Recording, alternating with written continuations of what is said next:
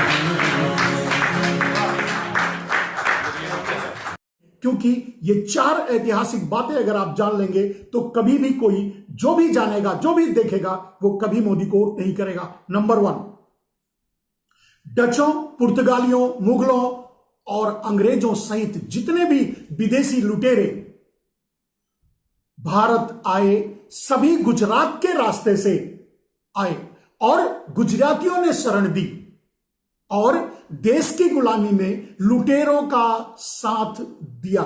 ये ट्रू है, सत्य है, ऐतिहासिक बात है। हजारों साल का इतिहास आप देख लीजिए, यही मिलेगा।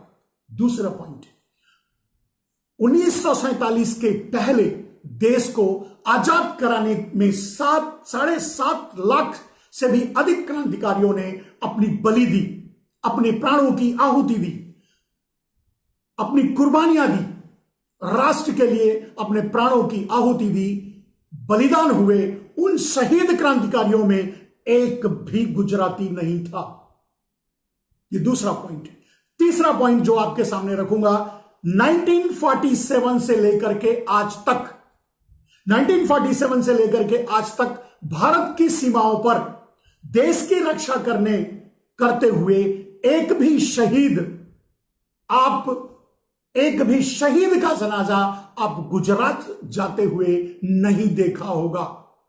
यानी कोई भी गुजराती सेना में नहीं जाता, या शहीद जाएगा नहीं तो शहीद कहां से होगा। यानी हमारी रक्षा में भी उनका कोई हाथ नहीं है आज के दिन भी। और चौथा सबसे बड़ा घातक पॉइंट मोदी का डीएनए समझने के लिए, और यह बात मोदी ने स्वीकार किया है कि मोदी ने अमेरिका जाकर यह बात कही थी कि मैं गुजराती हूं और मेरे खून में व्यापार है।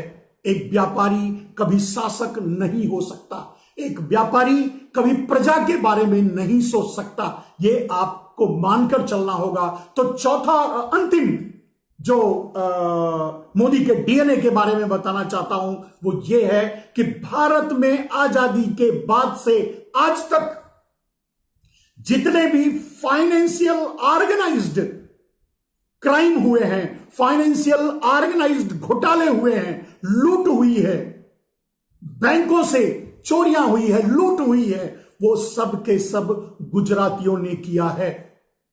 मेहता से लेकर के मोदी तक सारे कांड, सारी लूट गुजरातियों ने की है। अगर इस वीडियो को आप आम आदमी तक पहुंचा देंगे, मैं वादा करता हूं फिर से नरेंद्र मोदी प्रधानमंत्री नहीं बन पाएंगे, फिर से कोई और तो किसी वाले फोन में भी पता लग जाएगा। भाइयों, ये गुड़िया है 5-6 साल की, और अपने क्या नाम बता रही है? नाम ना बता रही, अपना पिताजी को नाम बता रही। भाई सभी ग्रुप के सभी भाइयों से निवेदन है कि ये अपने गुड़िया है और ये अपने माँ बाप का नाम सही तरीके से नहीं बता रही है। अगर किसी भाई को इस गुड़िया के बारे में पता चले या कोई जानता हो तो इस ग्रुप में शीघ्र शेयर करें। अभी ये हेमू कलानी चौक के पास में ही दुकानदारों के पास खैरतल में बैठी हुई है, और सभी ग्रुप में शेयर करें इसको। भाइयों, सभी भाइयों से निवेदन है कि सभी ग्रुप में शेयर करें। धन्यवाद। दुनिया की सबसे ताकतवर चीज है लोहा, जो हर शय को काट देता है। लोहे से ज्यादा ताकतवर चीज है आग, जो लोहे को भी पिघला देती है। आग से ज्यादा ताकतवर चीज है पानी, जो आग को भी बुझा देता है। पानी से ज्यादा ताकतवर चीज है इंसान, जो पानी को भी पी जाता है। इंसान से ज्यादा ताकतवर चीज है मौत, जो इंसान को भी मार देती है। मौत से ज्यादा ताकतवर चीज है सदका, जो मौत को भी टाल देता है। सदके से ज्यादा ताकतवर चीज है मौलवी, जो सदका भी खा जाता है।